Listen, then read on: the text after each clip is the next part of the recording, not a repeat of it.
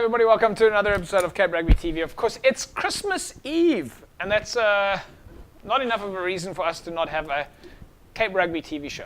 We always have to bring you rugby, Christmas Eve, New Year's Day, Boxing Day, whatever the case. And we've brought some guests in. So tonight's a little bit more casual. We're going to look at some of the previous highlights of the year.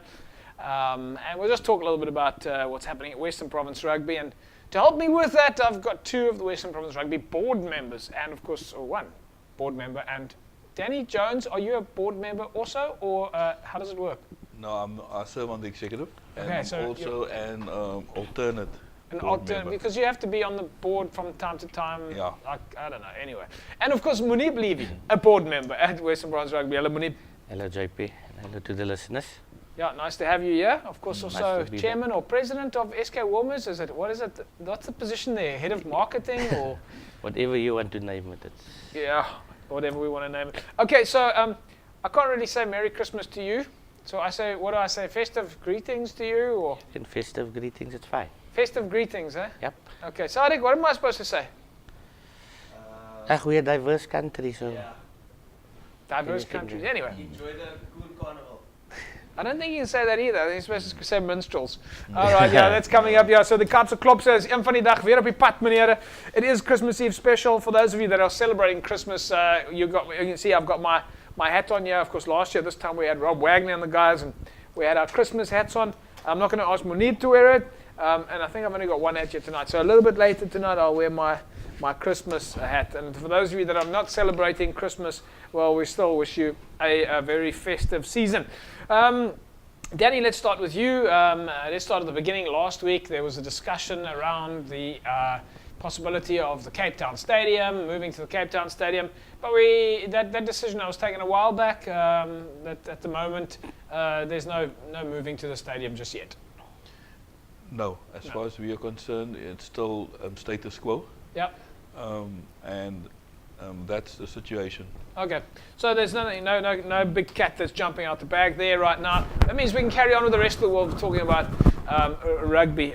Munib, 2014 for you, what's your feeling on 2014? 2014 on the rugby perspective has been very exciting. Yeah, If you look at all our leagues, we must remember we changed the format of the competition yeah, to all the leagues, and if you look at the way the leagues played out, it was to the wire until the last day, which was very, very exciting. And then obviously we had the President's Cup, which was another first for us. yeah. Very, very exciting. From an SK point of view, there was community challenge. There was community challenge. Then of course it was the league structures. You guys didn't do all that great in the league. I think you probably wanted a bit of a better result this year, right? Actually, what we did was, it was actually planned. We would do this year, once they opened the league to 15 teams. Yeah. If you looked at our team this year, you can see we used mostly homegrown talent. And said, let's give it a bash, see where it gets us.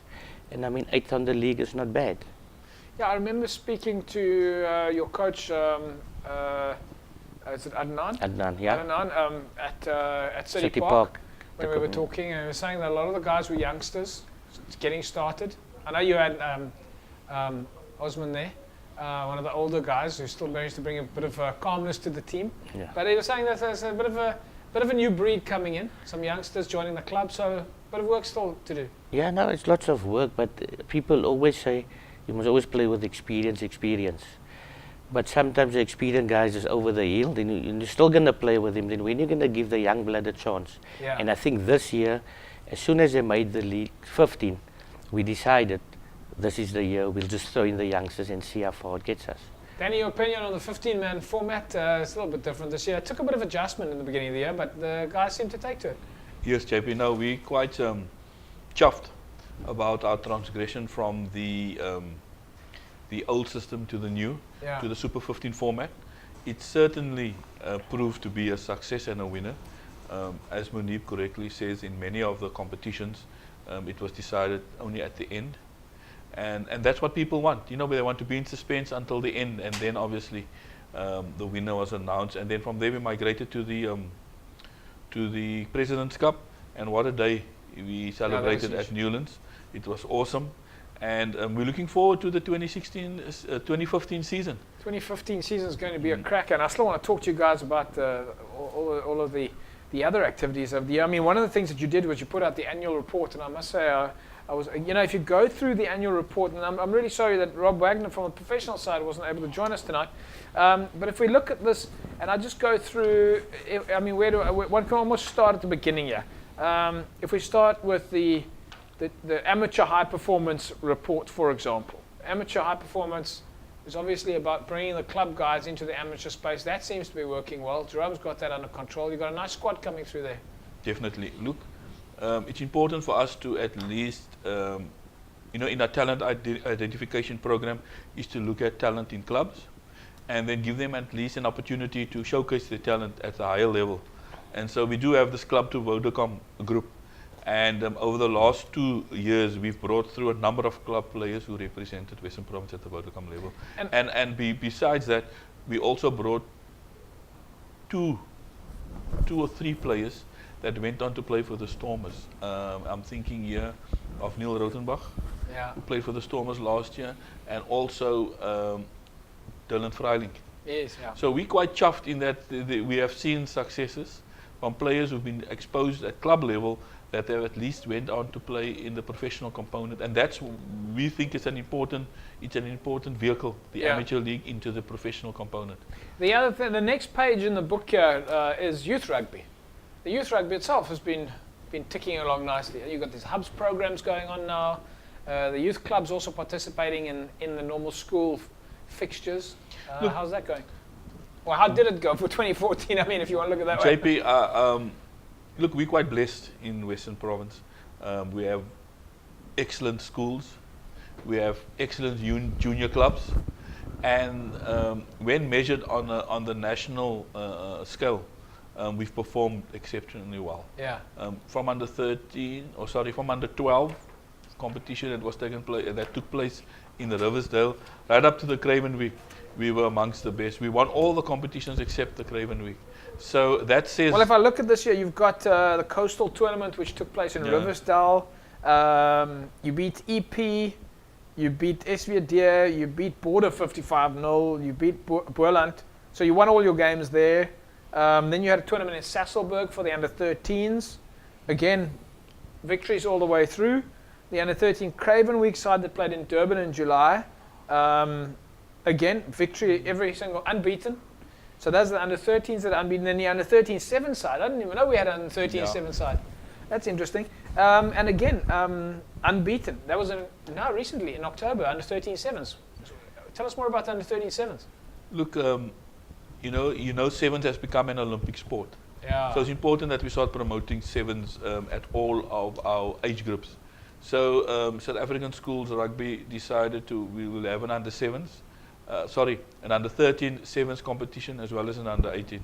Now, in 2015, the under-18 sevens competition will be an under-17 because of the matrics. When the competition is played, it's in October or the end of September, and that's when the matrics need to sit down and focus on the exams. So we thought it well rather to make it an under-17 tournament. Yeah. So we're quite chuffed in that sevens has taken off. We've always been good at sevens, amongst the best, and if not the best. And so, we chuffed to see that. We want to see more Cheslin Colbys because, and Sinatlas, and the captain that plays sevens, they all come from Western Province. They all played in our school leagues. And so sevens give an opportunity for the smaller, more fleet-footed player to find his ranks, find his way into the senior. If we look at some of the other sort of facts in the youth space, under 16 girls as well, also doing quite well there. Unbeaten in July, playing in the Durban July. We had a number of fillies there. Yeah, had a couple of fillies there, yes. It's called winners. And then the Grant Como week, which is that the big one, the Grant Como week? The Grant Como is a big one at under 16 level. You find that it's a very tough national competition. Yeah. In that all teams, most of the provinces only send one team, and it's a competition that's extremely tough. And once again, the book will show that we've won all our games in the Grant Como week. Yeah. Yeah, you beat Border 61-0. You beat the Lions 24-11, and then you beat the Bulls 26-11, so unbeaten there in the Grand Como July week, which of course happened in Pretoria. Yeah. And then you went on with the under-18 girls, sevens in Port Elizabeth, and of course the LSEN. Tell us a little bit about the LSEN school side. I think that's for students with learning disability. Yeah, definitely. Once again, yeah, we're quite proud in South Africa that we do create opportunities for both learners with special needs and also for mainstream learners. So we do have the Craven Week for learners with special needs, but and then from there, JP, we select a South African team, and that team goes to the Academy Week. So, and that's quite a good thing because it gives those learners with special needs an opportunity to play in one of the big competitions. No, I think that also forms part of the transformation side of things. I think, Monib, we're going to talk to you in a couple of seconds time about because you're the transformation officer at Western Province Rugby, and I think a lot of people haven't understood that how much work goes into the transformation scorecard itself. There's pages and pages that you have to fill in there, and being the transformation officer, you've probably got the toughest job of all of those board members. Make sure that there's transformation taking place at the union.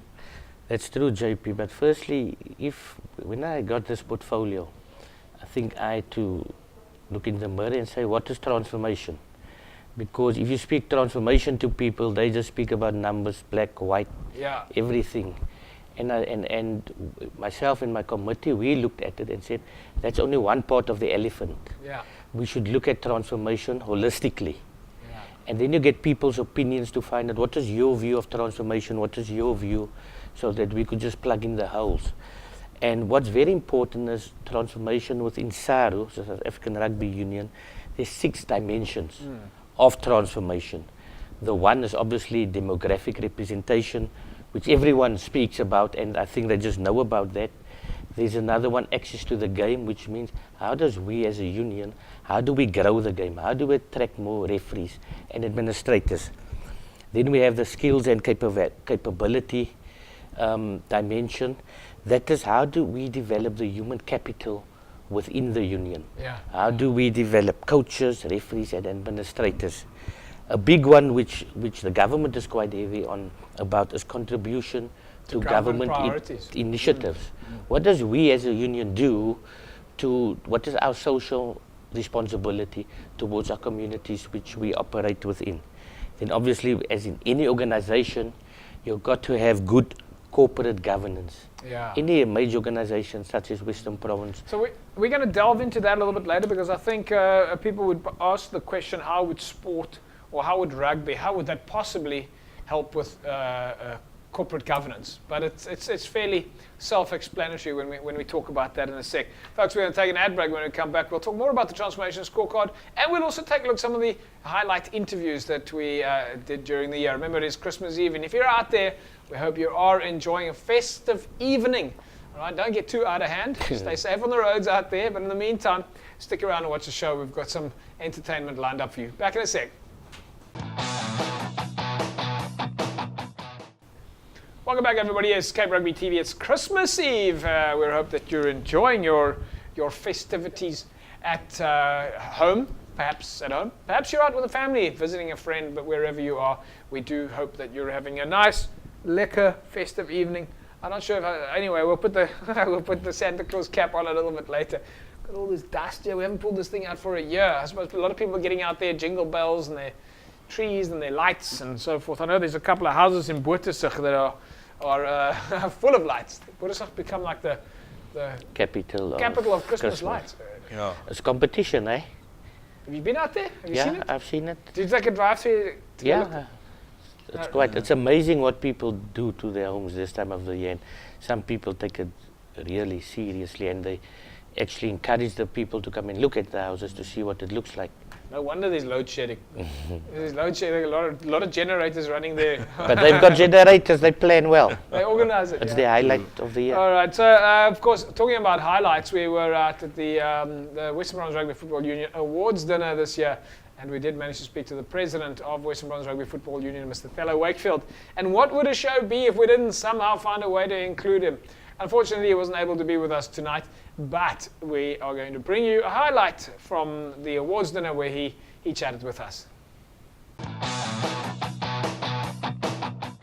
Right, folks, so we started off the evening with the president of Western Province Rugby, Mr. Tello Wakefield, and we're finishing the evening with the president of Western Province Rugby Football Union. Tello, lekker night tonight. Lekker aan JP, goed georganiseerd. En wat my hart die blijste maak is die feit dat as ek so oor die vloer kyk, jy weet, en ek sien die blydskap op ons klub se harte en op hulle gesigte, dan is ek tevrede. This has been a fantastic year. And it's been a different year. Quite different to other years, you know. It's a new competition. Yeah. Although we had some teething problems at the beginning of the season, we always knew that we will iron it out. And as I said earlier in my speech, I will call a seminar where I invite all the top clubs and later also speak to the other clubs. And the emphasis will be on service delivery. How can we improve on service delivery? And to me, that's very, very important. The turnaround time of answering to a letter or replying to a letter and to solve a problem, that's important. Sports and administration is no baby game. Exactly. If a player appears before the DC today, in 2 weeks' time, he must, or less than 2 weeks' time, he or she must have the verdict. And even the small things like the results or the logs. Exactly, the results of the log. Even if I must appoint an extra person, pair of extra hands. Tonight really showed us that we are a wonderful community in Western Province Rugby. We are one family and we need to support each other. And so, how special was it? I mean, Nizam Khan, 2 prizes, player of the player, player of the player, and absolutely. Of course, look where he started. Value, Look where Nizam started, and I would like to confirm what I always said. There's a hell of a lot of Nizam cars out there. Yeah. Absolutely. There's a hell of a lot of Nizam cars out there. Damien Dialenda, you know, and we must just go and find them. And the emphasis will be on development. And, well, next year will be a tough year, especially for the selectors, for the coaches. Don't expect any mercy or any favors from me. Really, we're going to lay down the law, and that is it. That's just the final word. Like, okay, behave yourself for next year. Folks, it's been an incredible night. Western Province Rugby Awards here, of course, at the Cape Sun in Cape Town. And from me and the president of the Western Province Rugby Football Union, we say to you good night, but the show's not over until the rest of the year. So keep watching every Wednesday at 9 o'clock as we bring you all sorts of action from the world of Western Province Rugby, whether it be about administration or sevens or nutrition or training or conditioning. Doesn't matter. We just keep talking rugby all the way through. Della, thank you very much for joining me and inviting us here tonight to share this special occasion. And I say to you good night. Thank you very much, and also thank you very, very much to Cape Rugby TV. As I said earlier, you brought club rugby into the lounges of our people. Thank you very much for your contribution. And thank you to you guys out there. There we go, folks. We'll see you again next week, same time, same place. Bye-bye. The president of Western Province Rugby Football Union, Mr. Tello Wakefield. Sadly he couldn't make it on the show tonight, but he's been running around quite a lot this year. Danny does get around. Certainly, definitely, JP. He's spearheading the leadership program and our strategic plan. He started off by saying his leadership will look at changing direction. And now, I mean, if you reflect, he's been in the chair 2.5 years. We played in 3 Currie Cup finals. We won 2. So a lot has to do with his passion and his drive for excellence. He believes that Western Province should be a high-performance organization, not just in South Africa but globally. And him and his executive has kept the administration on its toes. And he's a hands-on person, so he believes that he needs to go to all his stakeholders and clubs, schools, the professional component. I'm amazed, Munib, at the energy of the president and how he gets around. I think, I agree with you. He's very, very operational. And which is good because he likes to know what's happening in every sphere of Western Province. Does he skel you ever? Ja, nou, hy kan nog wel lekker skel. Jy dink maar hy kan nie skel nie, maar hy skel. But it's good, he keeps all of us on our toes. And I think one great factor for him is he has retired from his full-time job at the Tech. So he's got the time on his hands. So I'm thinking more that his wife chases him out when they seek a lastig by the He's seker lastig by die huis, ja. He's a very passionate man. Yeah. Yeah, but that's what you need. I mean, you need today. Sport administration it's almost a full-time job. Most sport out there is being run by volunteers, and you're lucky enough at the union that you've got. I think JP, there you hit the nail on the head. It's not of 20 years ago where it's part-time. You can come in and it's full-time. Yeah, To be there's successful. not a lot of sports where the president is full-time at the office. Maybe I don't know what athletics maybe or cricket. But if you look at the other sports federations out there, and there's plenty. Not even cricket here. So it is still, it has been predominantly run by amateurs. So I think you guys are lucky at the union that you've got. Anyway, let's move a little bit forward here. Just touching on that. I mean, I always read it in the newspapers and things like it, where they say the sports federations are run by amateurs. And I always tell people, define for me what's an amateur. Yeah. Because if you look at the people that's running it, they might not be full-time at the federation, but does that make them amateurs? Well, they might not be paid. Yeah. But they're not. They're professional in whatever they do. Yeah. In the running of their. Exactly. Yeah. But JP, maybe I think that also certain sectors who portray that viewpoint, I think they use, in my view, amateurism maybe as a euphemism for slapgatigheid. For slapgatigheid, or for the fact that because of our demographics, you would be predominantly black. You know, so I think they're trying to skate along the lines that it's amateur because. Well, amateur doesn't have to mean that it's bad. Yeah. Amateur just means you're not being paid. Absolutely, Yeah. you're not full time. You're not full time and being rewarded with regard to remuneration. But I agree with Manip is that there are a lot of skills and experience that sits at that level, and I do believe that it certainly detracts from the quality and the value that many of those gentlemen and ladies who manage our sport bring to the table. And there's nothing to stop anybody who's involved in the amateur space acting in a professional manner when they're dealing with sponsors and corporates and events and so forth. They still have to do the same work. Exactly. So as you said, they're just not necessarily permanently employed for reward, but they're certainly running their clubs or federations in a professional manner. But on the flip side, though, I must say that I do think that there are still a lot of poor amateur administrators out there who need to have a bit of a mindset shift. I think probably in rugby they're lucky that you guys are being guided through an exco and you've got more full-time amateurs there. But out there in the world there's a lot to be learnt from the world of club rugby. JP, I think a lot of the administrators presently in Western Province, their roots they come from the club systems.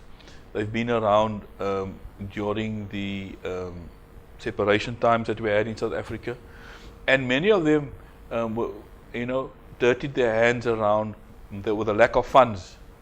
They needed to use creative ways to stay afloat, to keep the club afloat, and those skills they picked up there, and those experiences they brought over to today's age, and it's definitely stood them in good stead because they draw upon those experiences and they've guided the clubs well. I know in rugby has always been privileged with great administrators from the times of Mr. Abbas in the old Saru, Noachi Khan, Benny Groepies, Meneer Effendi, also in Eastern Province, Uncle Harold Wilson.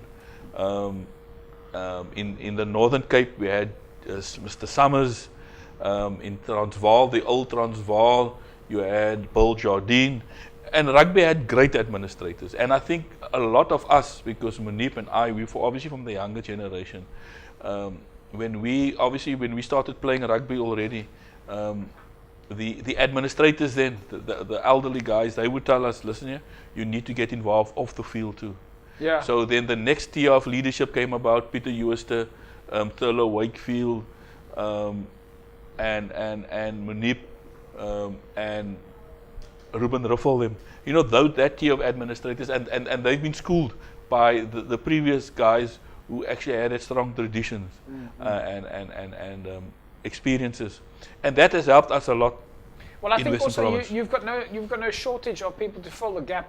I think some other federations might not have a president and a chair and a vice president, and if someone moves on, don't always have someone who is prepared to volunteer their time to step in. So it's quite difficult, whereas you've got 110 clubs. That's the to success, say- JP. That's the success we have. We have 110 clubs. So that frees up. I mean, in real terms, it says that there's 110 presidents. There's 110 Yeah, I mean, vice your presidents. elections, there's no shortage of people putting their hands up. And so that certainly helps in us acquiring skills Yeah. and potential. Yeah. And just to, and maybe I'm jumping the gun here, but seeing that we're on that topic, one of the dimensions from a transformation perspective is the skills and capability development dimension. Yeah. So what we did there though this year, we started out small. What we did at the beginning of the year is we've had sessions with coaches and the referees. Yeah. We had 3-4 sessions, and that's all part of upskilling people, getting better understanding. But the very good initiative we just did towards the end of the season.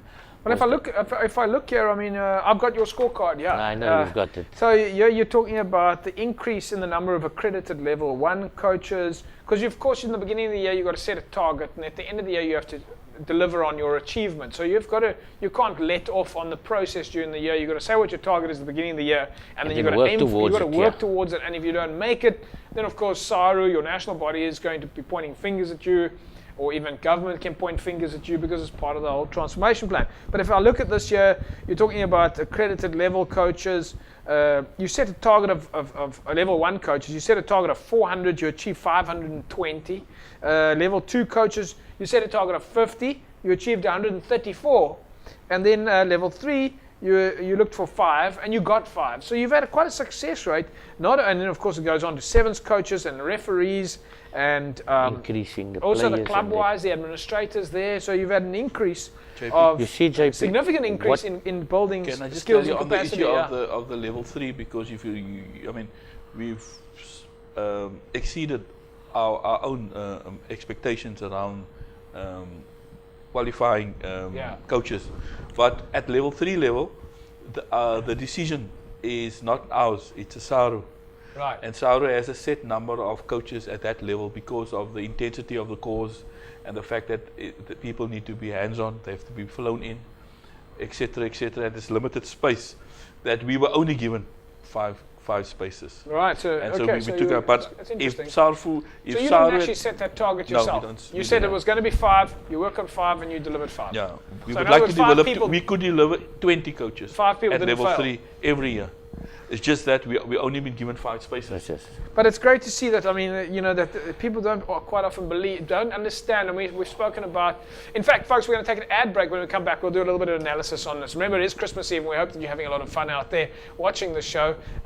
There's only so much Jingle Bells music you can listen to on all the other channels right now. So, of course, having a lekker rugby show on Christmas Eve, whether you're celebrating Christmas Eve or any other sort of festivities or holiday season festivities, we are here with you celebrating through the night.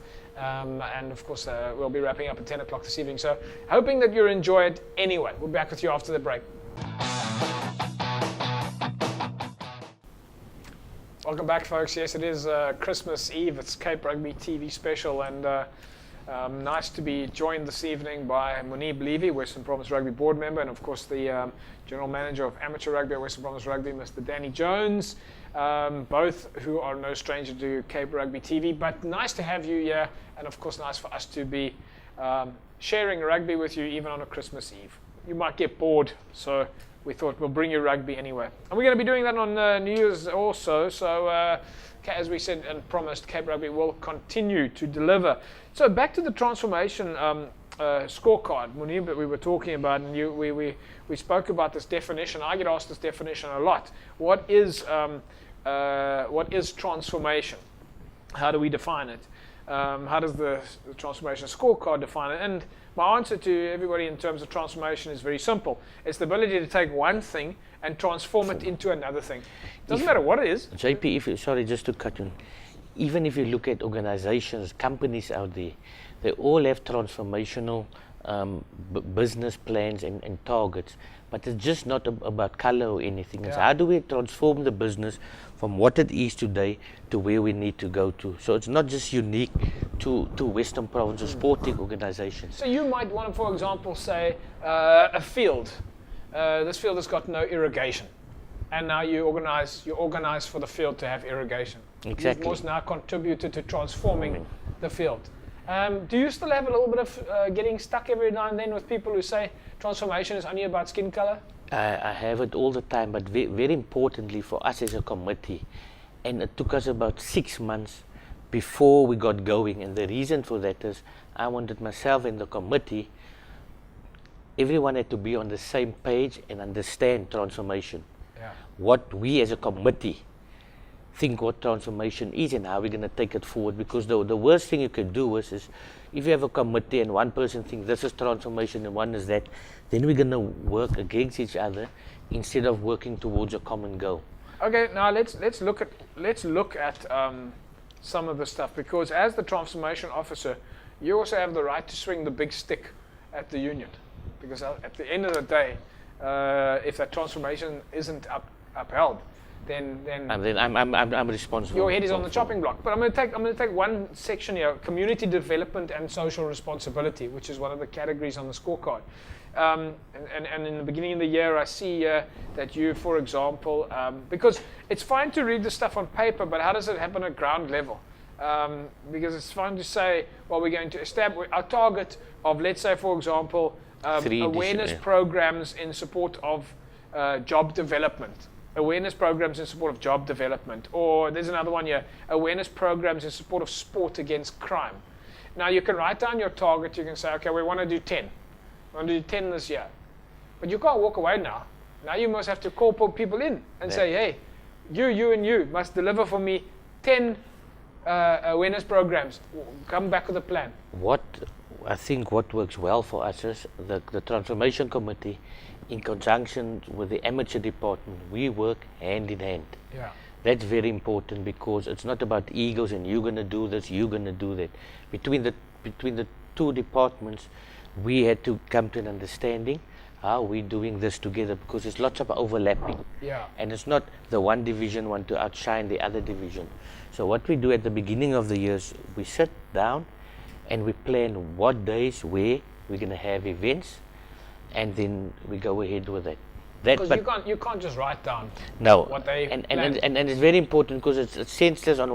Imagine they had on the one day something and we on the other thing. How do we allocate the resources and all those things? So it's very important that within the organization we work together hand in hand and then plan the year forward. I just want to touch on something. One of the initiatives we had was on June the 16th, which is Youth Day. And then we had kids of orphanages across the country, even as far as the Boland area, coming in. We carted the kids in, we fed them for the day, but we had coaching sessions with the kids as well.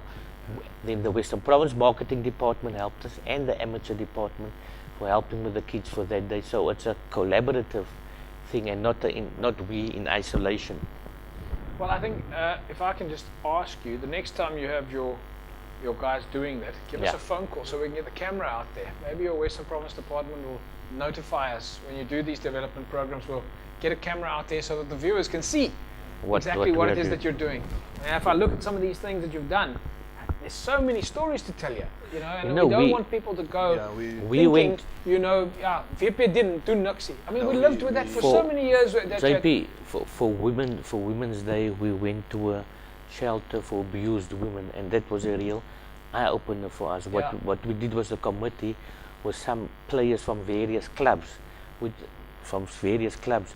went and we went to go paint the house, feed the people, fix Fantastic. That was great. But now just look, the concept we used there, we chose players from various clubs, not just from one club. Yeah. So clubs maybe that had a history against each other. Yeah. Come, we invite you, work together. So that's your social cohesion. Yeah, and transform. Can you see transforming as well? Yeah. Clubs now, they get to know each other and they think, hey, this guy's not too bad. We might play hard on the field, but the human beings and parents and responsibilities as well. Well, I think that's excellent, Danny. look, we know from, we are aware, JP, that there's a lot of work we do that goes unannounced Yeah. and unnoticed. And we're quite happy with that, but we also believe that it's important for us as Western Province to actually share our community investment, because it is an investment for us with others. As you know, our hubs program, we put in 82 coaches into schools, not just to assist with rugby, but to kids must play, kids must enjoy themselves, and also we got involved with regard to the life skills programs and life orientation around the sport of rugby. Also with regard to the Stormers and the Currie Cup teams and the Vodacom teams, they have to go out to the communities and they have to go and practice in those communities. So we went to City Park, we took the Stormers to Pinel. We took them to Northerns, Avonwood, because it's important that the players also understand that they come from communities and they need to reinvest in our communities, because yes, they are one of the 1% who's made it big in rugby, but it doesn't detract them from their responsibility towards the communities. Yeah. So yeah, that's important for us, is to bring our top players into our communities. And then also, if you look what Mr. Jones just said here, with these hubs, now the coaches, if you look at the makeup of those coaches, as young people and about the older generation, it's people who don't work anymore, so you create employment, part employment, it's not much, but there's some sort of income for those people, and for the youngsters, now you're uplifting them and building them for the future. So people must look at that as well. It also makes a big difference for those club guys who went out and did that work. There's that sense of, that emotional sense of, I did something. It becomes a bit of a trigger point for individuals when they feel like, I did something good. So it almost like it's like a way of showing them that in their life everything isn't bad, because I can do something positive also, even if it's not for me. And make them realize there are people actually worse off than what I am. I think my life was hard, but well, I think they know that. If I really go out, probably a lot of the guys know that. But what was interesting when we started out, it was, if you look at my hands, it's very soft, and then people said, are we going to do this? And afterwards they did it laughing and smiling and fun, because then the real sense of I'm making a difference came into, and you could see in the work that they did. Yeah, you need to have that sense of giving sometimes before you understand that you kind of become a complete human being. Maybe I'm speaking a little bit too much, too broad here. Very deep conversation here on Christmas Eve. We hope you're enjoying your eggnog out there. If you're an eggnog fan, perhaps even sitting by the fireplace, making a braai and watching Cape Rugby TV on the side. So you've also had the Rugby School of Excellence. That's come through the ranks quite well, Danny. The Coaching and Education Department. We look at this, and then there's a Referee Society. So there's all these structures, and within the union, ticked along nicely this year. Yes, JP. Look, every year the executive goes out to a bosberaad, a planning session, and they set the goals and the values in advance. Then, as the administration, we need to operationalize those goals that we've set, and we do that. And all the organs of Western Province needs to play a role, and it works well. We've always had great administrators and who've seen the big picture, because it is about the big picture. You're right. Our investment in rugby, JP, is for various reasons. Number one is to create enjoyment, entertainment, but more importantly is to create better people. As Munib says, we need to understand each other. Sport gives us a lot of joy, but we're part of a community, and that's the most important thing. We're not alone, and we need, as rugby, we need to improve the quality of life in our communities. Right, folks, we're going to take an ad break. When we come back, we're going to take a look at the community challenge that's coming up. Of course, Boland take on Western Province head-to-head. That's going to be interesting. That's starting on the 7th of February, and we're lucky to have Danny with us to give us a little bit more information on the community challenge as it rolls up pretty soon. We're back after the break. Welcome back, folks. Yes, it's Cape Rugby TV. It is Christmas Eve, our Christmas Eve special, and we hope that you're dressed up and dolled up and got your Christmas witchy on. Huh? Okay. So I suppose it goes on something like this. Christmas Eve. Like, ek nou wel stupid, meneer. Ja, Jy kan maar eerlik wees, nee. Jy kan maar sê. Ja, jy lyk normaal. Ja, ek lyk normaal. Okay. Christmas Eve it is. Yeah, we've got the goodies out here. We don't have the lights. What do you guys do? What do the Muslim community do on Christmas Eve? If you look at festivities over the New Year period, you know, the Muslim community, and not to single out them, but I mean the Christian community too, we have what we call the carnivals coming up now. Yeah. So people are practicing heavily for that. Then we've got which we call the Malay choir and the Nachtroepe coming up also through all of this. So it's actually quite busy, people preparing and practicing for the big days that's coming ahead and the competitions that's coming. So it's not quite at all within the communities. It's fantastic though. Eh? I also want to say that the Western Cape community is quite close, because I mean, whether you're Muslim or Christian, and Exactly. that people have their families across the religion lines, and they've always celebrated either way.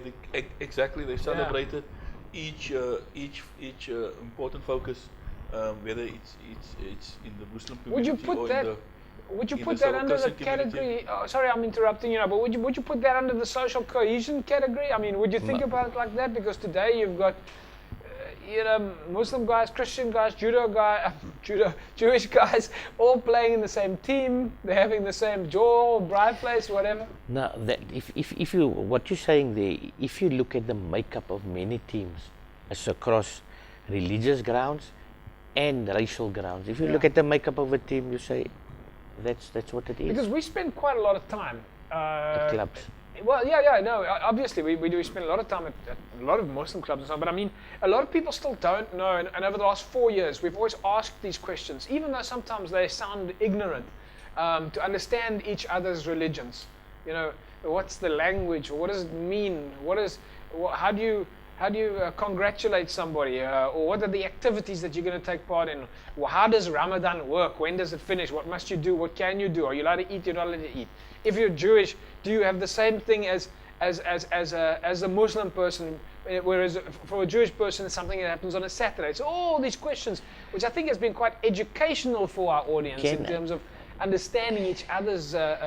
Can I tell you something, JP? There's a saying that goes, your neighbors come before your family. And I tell you why. Because if anything happens, who's the first people there? Your neighbors are there to assist you, whether they're white, black, Muslim, Christian. Oh, meneer, ek werk nie so op my straat nie. That's for sure. That's because you live where people don't speak to each other. Ek weet nie, dis 'n moeilikheid in die straat is ek man alleen nie pad. Come- Elke keer. live there with the high fences. Yeah, you must come to the communities. I just found a couple of my connections that are out there quickly. Only problem is when I was running through my yard, the problem is that he probably watched me on TV the night before. Yeah. Okay, folks, let's take a look now. Of course, the big thing that's happening very soon now, the next tournament, so to speak, Danny, is the Community Challenge. Boland Western Province, first year got started, went well. Definitely, JP. You know, we started this interaction between Boland and Western Province. This year, we had Durban, SK Warmers, Tigerberg. We had 4 teams and Belhar playing in it. Eventually, the competition was won by Durban, and they played Houston in the finals. We all thought, I thought both Western Province teams would qualify, but I was proved wrong, and it was good for rugby. This year, we increased the number of teams to 5. It is Falls Bay. Yeah, let's have a look here. We've got it on the screen. We can quickly bring it up on the screen for you. There we see it in the Western Province group.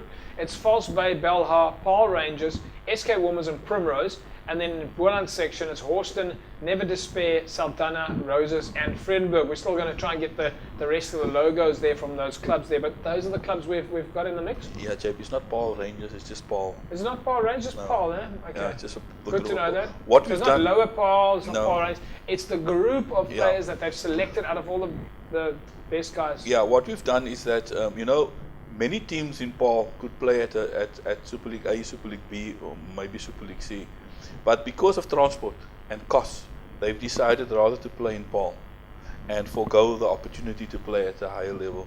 And they then approached the Exco to ask, and the rugby committee, to ask, is there no possibility that in an attempt to create access for their players, and the players can then remain in Paul and not be cahoots to play for other clubs outside of Paul, if we could come up with and think outside of the box. So we thought here's a competition that we could use to the Paul community and rally around them. So we've created a space for them. Yeah. And we're hoping it's going to work. I know there's a lot of excitement already. Who are the big guns? Who are the big guns we have to watch out here for? Austin? Yes, Austin. Never Despair from Boland. Roses. Roses is going to be a big one. Roses, Roses are big. Yeah. Kabali Davids, he's big with Roses, and so it's his team. And then obviously... Is he still the president of Boland Rugby? No. Ivan Pakir is the president, and Francois serves at Saru level. Are you going to have to explain to these Boland guys about Cape Rugby TV, so that they know that when the TV is out there, they mustn't run away? I do believe, JP, they are aware of Cape Rugby They're TV. actually waiting for it. And so they also waiting. Absolutely, they're a bit jealous that it's more in the metropole, but it is getting to them. And we have. Danny, I can tell you something. We've had phone calls from all around the country. Every other union out there is very jealous about the fact that you've got a TV show. Look, I must say, I must compliment the leadership, Ivan Pakir and Willie Small, for engaging Western Province. We do see each other as friends and partners, and so we're happy to share our rugby clubs and activities with them as a collective. Let's take a look quickly, Danny. Let's not interrupt you. Let's take a look at the fixtures. We've got actually the fixtures we want. I just want to get clarity from you on that. All right. So at the moment it says the 14th of February. Vredenburg, False Bay. These are home ground advantage for the Boland teams. Those logos need to be switched around, folks. That's Vredenburg home against False Bay. Rose United home against Bella. Saldanha home against Paul. Never Despair home against SK Warmers, and Horston home against Primrose. But Danny, you say that tournament starts on the 7th of February. It starts on the 7th with that fixture, JP. Exactly the same as we saw there? Exactly the same. Right. I'll send you the rest of the fixtures because it's in my office. The reason why we needed to start a week earlier is that in our engagement with Boland and they felt that their competition is starting over the Easter weekend, so we needed to end by the 28th of March. Right. So we had to bring it forward by a week. You mean the main league? The finals will be played on the 28th of March. Yeah. So we needed to, because remember it's 5 teams, and you play across your group. Yeah. Because had you played within your group, it would have been 4 games. Now I saw there that you're playing a first team, second team, and a third team. You're playing first team, second team, and a third team, and it's important because we want the community to move with the club. Must be involved. Yeah. And so what we've decided is that the Boland teams will have 3 home games, right, and the Western Province team will have 2. And then I also saw on your listing that there was something with the under 20s.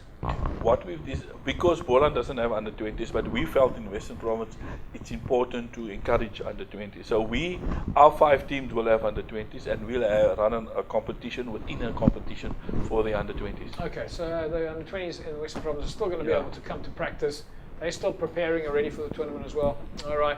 Right, folks, this is Cape Rugby TV on your Christmas Eve special. It's been fantastic having you with us. We look forward to having you with us again for New Year's Eve. Which day is New Year's Eve? I've lost a little bit of track. Do you guys know what day New Year's Eve is? Wednesday. We can take a look. It's a New Year's Wednesday Eve evening. is on Wednesday night. So Wednesday night, on the button, New Year's Eve, we'll bring you your New Year's Eve special. I'll be joined by Lyndon Julies, who's going to, and we're just going to chat about some of the highlights through the year. It's of course so many interviews we had, and it's really been very, very exciting. Munib, I know you're not celebrating Christmas, but enjoy the festive season. Stay safe on the roads and have a lekker jol and enjoy the Minstrels Carnival. Same to you and your family, JP, and to all the listeners also. Thank So you just very be much. safe. JP, as you said, you know I won't be here on Christmas Eve because I have to be on a sleigh going all over the world, you know. Yeah, of course. Yeah, you're Doing handing my out presents, presents. Yeah. All right. Well, I know that they've sorted out some chimneys for you, so you're going. I just enlarged my chimney, so you have my address. Did you clean the chimney? Yeah. Okay. Yeah. Anders dan gaan jy donker vel uit. Absolutely. Gentlemen, thanks for joining me on Cape Rugby TV. I know you've made a special effort to come out here on New Year's Eve, Christmas Eve. And folks, that's a wrap from us. Have yourself a safe time. Enjoy it with the family. And in fact, if you haven't got time to spend with the family, try and make some time. It's that time of the year where you have that opportunity to play a little bit of catch up. Excellent, my mate. Toso Kopfat. We wish you guys the very best for this festive season. We'll see you on New Year's Eve. New Year's Eve. Have a fantastic rugby weekend. Bye-bye.